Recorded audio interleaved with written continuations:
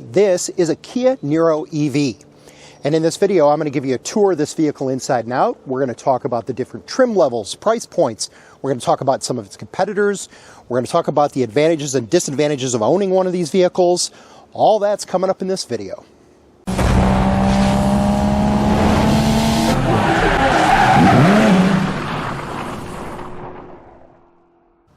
First, let's cover some of the basics. The Niro EV is a front-wheel drive only. There is no all-wheel drive option. 64.8 kilowatt-hour battery that provides an EPA estimated range of about 253 miles. It is a four-door hatchback, really, is what it is. It's considered a five-passenger vehicle, but in reality, it's more like a four-passenger vehicle. One of the drawbacks to this vehicle is its charging speed. Now, it claims that I can charge from 10 to 80% at a DC fast charger that'll do 85 kilowatt hours, and it'll do it in 43 minutes. Except, as you'll see later in the video, my real-world experience with it at Electrify America was considerably less than that. Now, it comes in two different trim levels. The base model, which is what you see here, which is my rental from Hertz, is called the Wind. And then the upgraded version with a bunch of extra options is called the Wave. And I will cover what those options are later in the video. Tour of the outside should begin with the camera is up here in the front. And that helps with things like lane keep assist and that sort of thing. So as we come down, there are upgraded LED headlights available in the upgraded models. This is actually your turn signal, is this bar you see right here. Across the front, you have sensors. You got a radar for collision avoidance, that sort of thing. Of course, you have your door for opening for charging. And as you can see, it does display three green bars, in this case, two bars to give you an idea of where your charge level is currently at. And these are, of course, covers that come off for the charging port. And we'll close that back up. I'm going to come around this way. 17-inch wheels front and back. Whoops, sorry about that.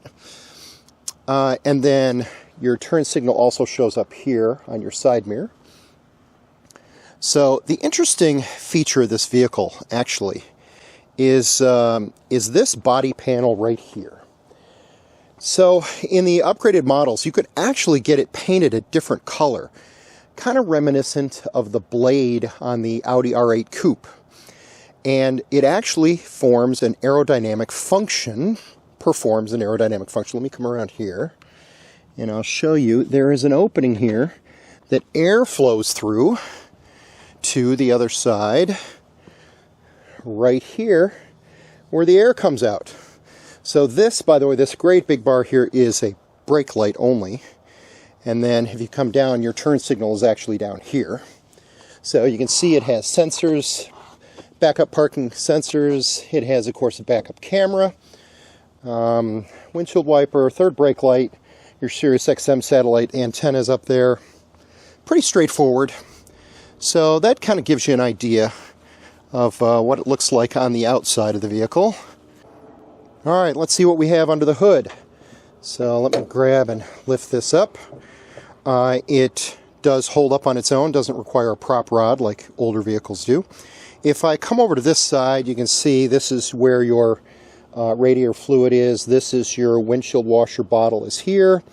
And then if I come over on this side, you can see this is brake fluid. This is fuse box. Here's your battery.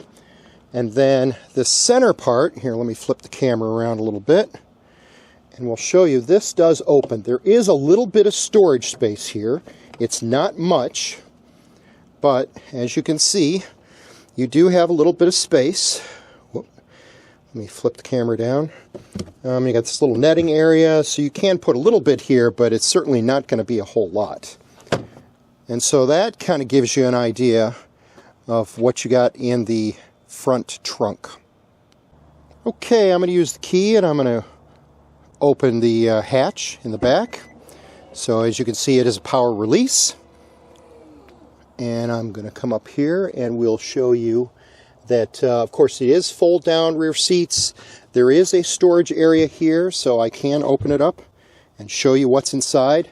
So you got an air compressor, you got a tow bar that can hook up in the front. That's actually a tire pressure tire repair kit. That's front license plate frame. So there is a bunch of storage area down here. And then if I come over here on the side, you can see there's storage here. And then there's the same over on this side. You've got storage here. So let me flip that down. So, and then of course you got a couple of anchor points. There's one up here. And there's one, of course, on the other side over here. Let me flip the camera around. One right there. And so that kind of gives you an idea of what the rear hatch area looks like. So, and then of course you have a power close button here.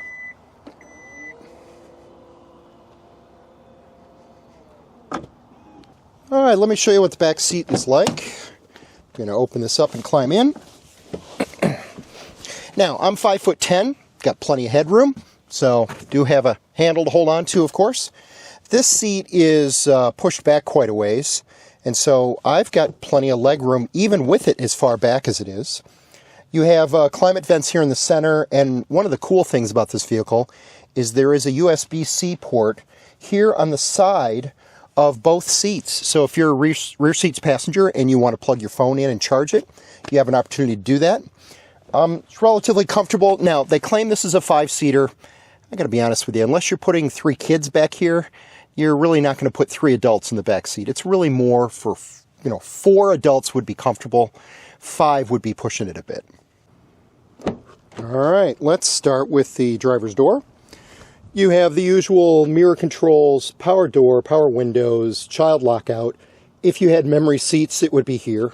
If I come over here, you can see the power controls for the seat. And I'm going to come over here and show you that this is your hood release. Here's your fuses.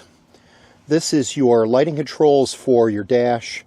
This is your rear hatch release. That's to turn off the electronic stability control.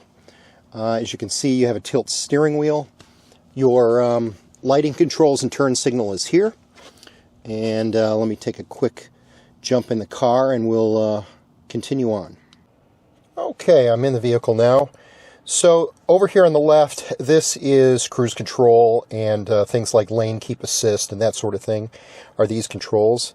Your stereo controls are over here. Your drive mode button is here. So there are 3 drive modes. There is an eco, a normal, and a sport mode. Obviously, you can look up at our dash speedometer, and you've got charge level, and you can see it's currently in park. Outside temperature is 62 degrees. It's currently in eco mode. The vehicle has 10,427 miles on it. I have a range right now of 173 miles. Your windshield wiper control, of course, is over here. And then I'm going to come over here, and if I swipe this way, I have the vehicle running right now. Sorry about the reflection. And I'm going to hit EV, and we'll show you I have 63% charge. I am 3 miles away from the nearest charging station, which is the Palms Country Club building number 1. It's telling me running climate control, I have 173 miles approximately of range. If I turn off climate control, I might get an extra 3 miles out of it. And so I can hit the home button and come back. And of course you have map and navigation. So comes up here. And phone. You have voice memo, climate controls, of course. We'll pull this up and you can see you've got a bunch of settings for climate controls. Valet mode, quiet mode, you got radio controls. I can swipe this way. Media, Kia Connect, notifications, users manual. I can go to setup and we can go to vehicle and we can show you some of what's here. So you can set up things about safe driving distances and speed limit warnings if you want.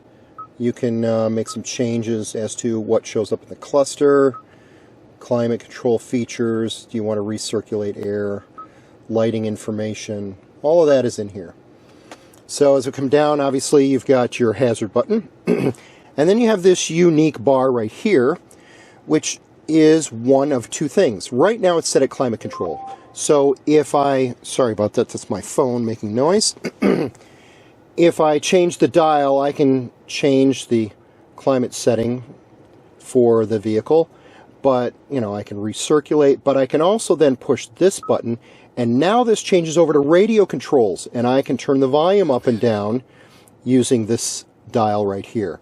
And so this touchscreen allows you to cycle between the two. And as I drop down, obviously I've got a round 12-volt lighter socket connector. I've got a USB-A, a USB-C. That's all here. Your cell phone charging pad is right here. So this is for my dash cam. So let me get that out of the way. As I pull back here and pull down, your start button, heated seats, ventilated seats would be here. Heated steering wheel would be here. Auto hold, you got an electronic parking brake down here. Obviously this is your drive mode. You hit the middle for park, and then you just put your foot down and you can go D for drive or R for reverse.